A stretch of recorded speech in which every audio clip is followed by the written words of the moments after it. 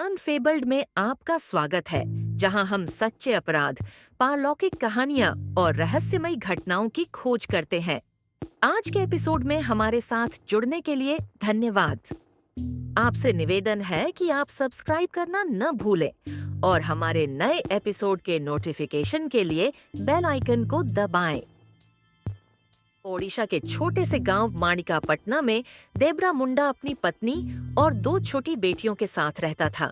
एक दिन अचानक उनकी एक बेटी बीमार पड़ गई और कुछ कर पाते उससे पहले ही उसकी मौत हो गई। जवाब तलाशने के लिए देबरा ने गांव के तांत्रिक बुद्रम मुंडा की मदद ली, जो गांव में एक महत्वपूर्ण स्थान रखता था। लोग पूरी श्रद्धा से बुद्रम पर विश्वास करते थे और मानते थे कि उसके पास रहस्यमय शक्तियां हैं। एक दिन बुद्रम ने मंगरी मुंडा और उनके 4 बच्चों को डायन बताया और लोगों से कहा कि उन्होंने देबरा की बेटियों पर जादू टोना कर दिया है। गांव में डायन का डर आग की तरह फैल गया।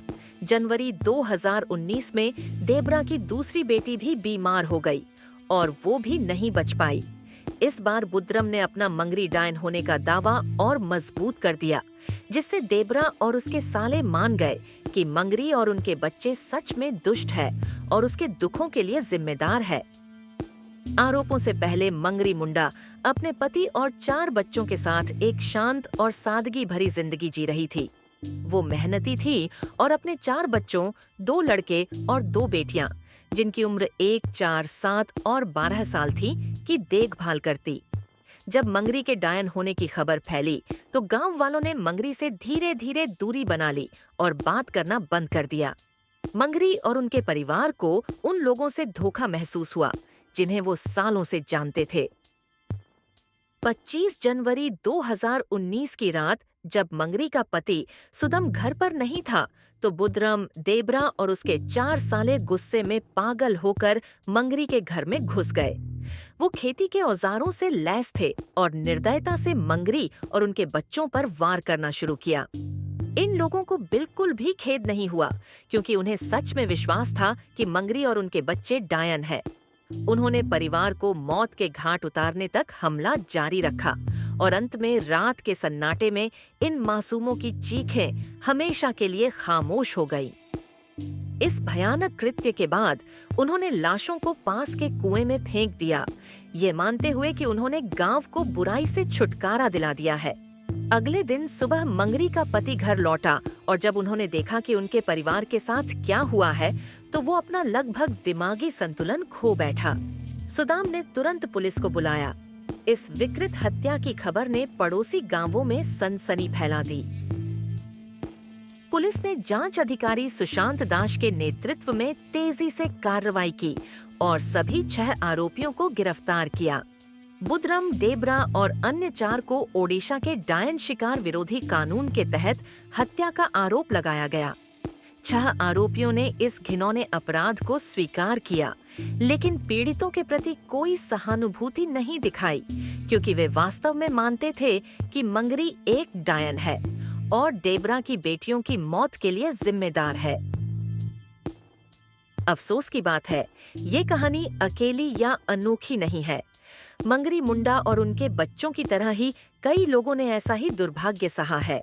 भारत के लोक कथाओं और इतिहास में कई ऐसे मामले दर्ज किए जा चुके हैं, जो दिखाते हैं कि हमारे देश में अंधविश्वास कितनी गहरी जड़ें जमाए हुआ है और कैसे ये अंधविश्वास लोगों को भयावह काम करने के लिए प्रेरित करता है। झारखंड, बिहार, ओडिशा और असम जैसे राज्यों में ये मामले अधिकतर दिखते हैं, जो अक्सर सामाजिक बहिष्कार, हिंसा और कभी-कभी मृत्यु का कारण बनते हैं। संयुक्त राष्ट्र की रिपोर्ट के मुताबिक 1987 और 2003 के बीच भारत में डायन शिकार से संबंधित लगभग 25,000 केस दर्ज किए गए थे।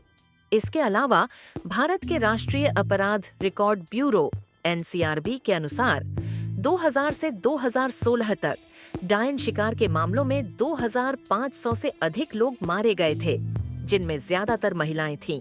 यह संख्या और भी अधिक मानी जाती है, क्योंकि कई मामलों की रिपोर्ट नहीं की जाती।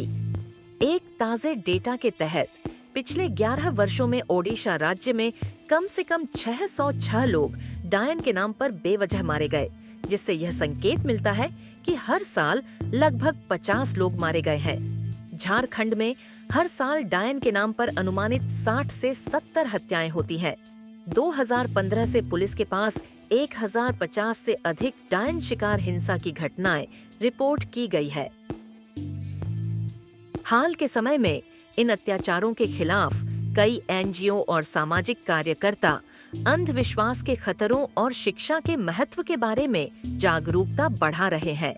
गांव वालों को शिक्षित करने और डायन शिकार के पीड़ितों को कानूनी सहायता देने के प्रयास किए जा रहे हैं।